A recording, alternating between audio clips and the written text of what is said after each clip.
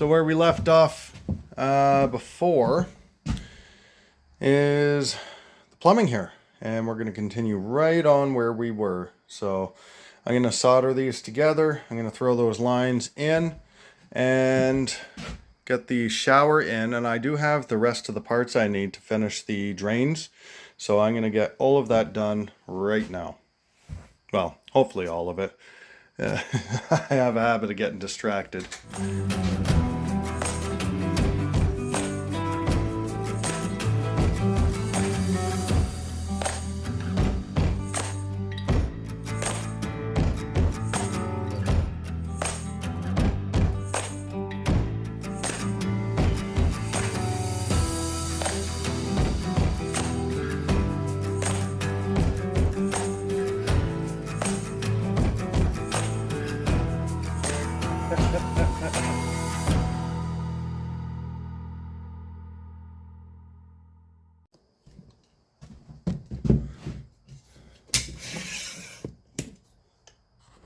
I gotta say, getting better at this.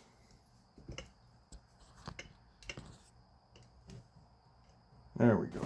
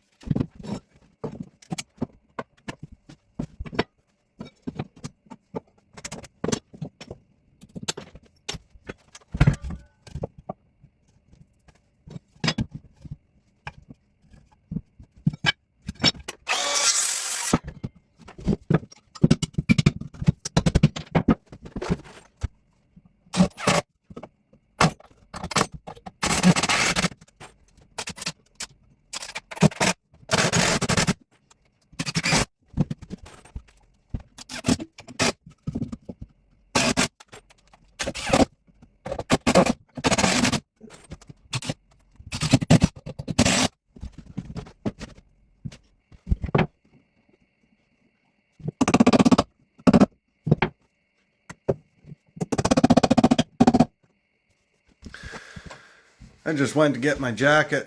I forget it's starting to get cooler at night, so it's kind of nice, but yeah, got to bring the extra gear now. That's the downside of this time of year. So this is what we're up to now.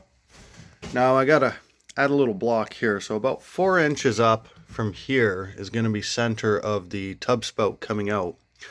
And then here, I think I might raise this up. When I measured it from the floor, but you should really measure it from the base of the tub. And I might want to raise it up. It might be fine. I'm going to double check that measurement. I like the idea of keeping it low, just because it's convenient for kids.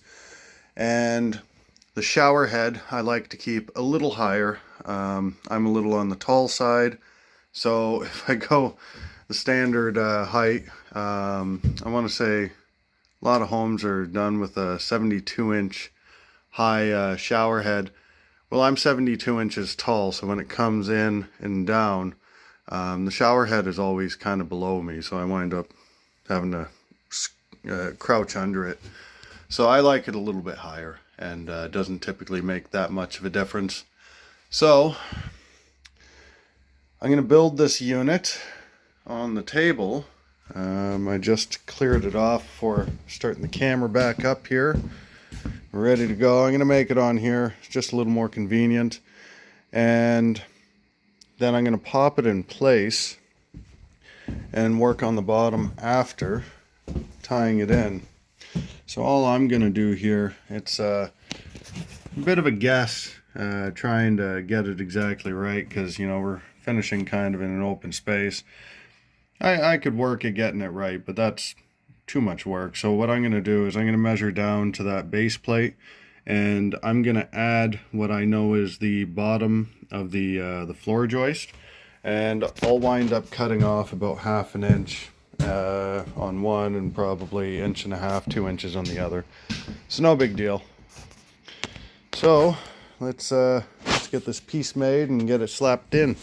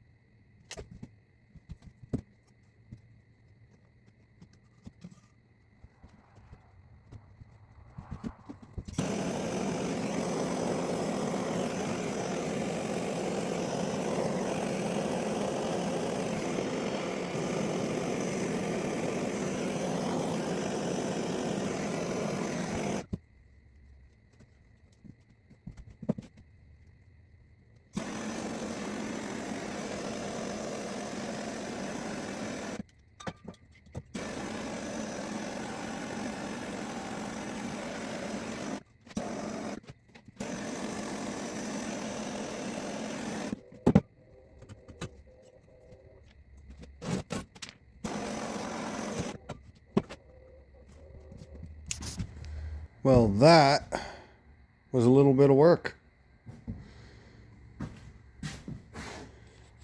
So I just realized I'm all out of 3/4 caps. So I will have to do that later, but that's not a big deal. I'm going to get this hung up, and I'm probably going to call it a night. Yeah, getting a little tired, so that's that.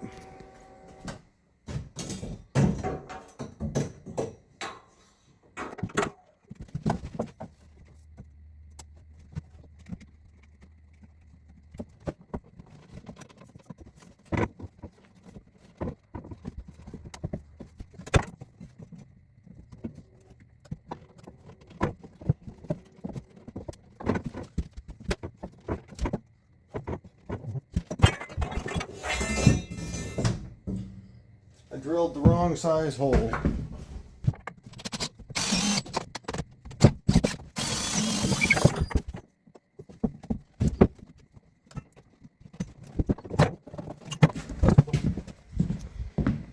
Head down, have a look. Something's stopping me.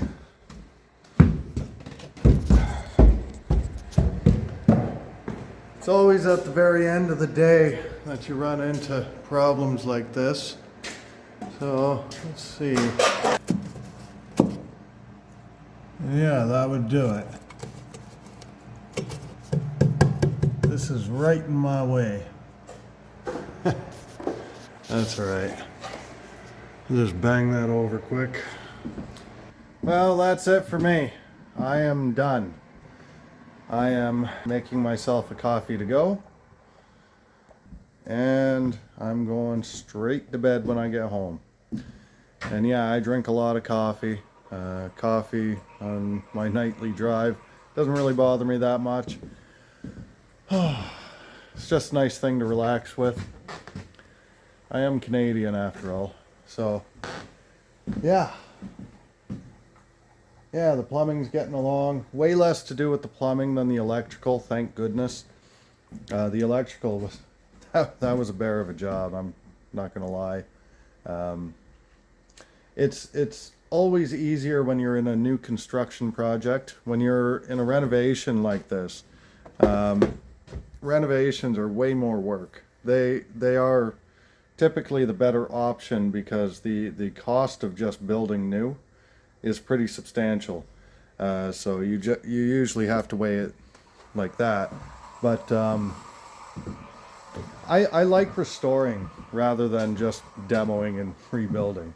You know, I like fixing things, I think. I really like fixing things, and I like making old things shiny and new again. You know, that's kind of what I've always been sort of passionate about. So, yeah, that's what I'm trying to do with this old house.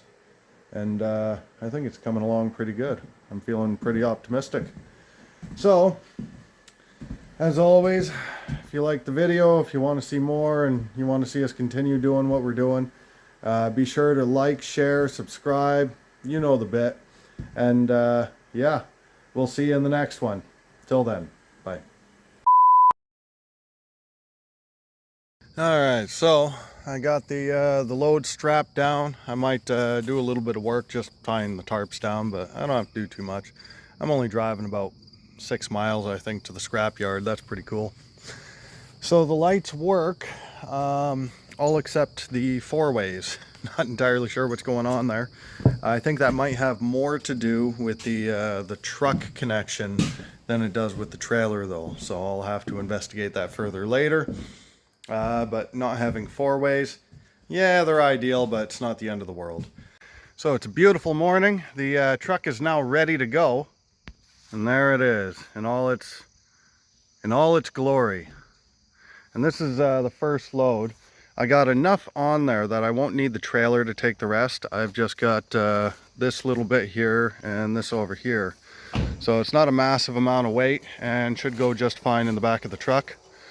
So that's nice. I'm not particularly fond of just using a flatbed for loading this. So you can see I added some more rope here, just keeping the tarp in place. And yeah, it looks a little bit precarious because it looks like a spider web, I guess. But I shook that thing every which way and it's solid. So we're heading out now.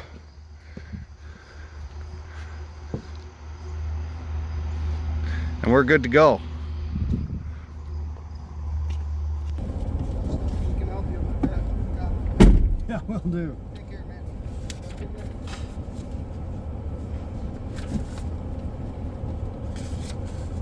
Alright.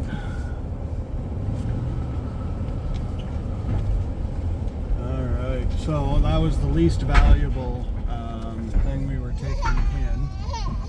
So that's steel. Because of the shape of it, it goes in as what's called shred. Oh. So basically, it's a mixed steel, right? And we go out this way. So yeah, we had a lot of weight in that though. Yeah. I know it seems like a lot, but I thought we actually did not too bad for a trailer load. Almost $400. Yeah. 380, 350. Coming with us, and yeah, keep watching. Thanks, Don't guys. forget to subscribe. Yep. That's important. Yep.